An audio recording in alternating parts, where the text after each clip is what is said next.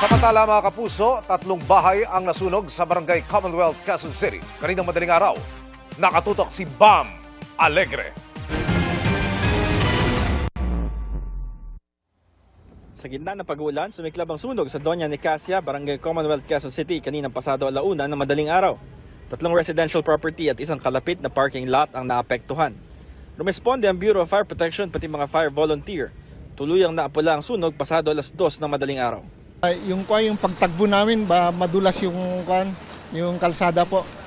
Siyempre di maiwasan yung pagtagbo ng mabilisan eh. Ang magkakapit-bahay na nasunugan sa kalapit ng covered court muna magpapalipas ng magdamag. Mabilis daw ang mga pangyayari ayon sa isa sa mga nasunugan. Sunog. Pagkalabog po ng ganon, kinuha ko na po yung susi sa bahay. Kasi po nakandado kami ng lola ko. Kung hindi po ako nagising, mamamatay din po kami sa loob ng lola ko. Pagkabukas ko lang po, nung nakita ko po puro usok na sa labas, umuulan pa. Kaya po ginawa ko, sabi ko, ginising ko yung lola ko.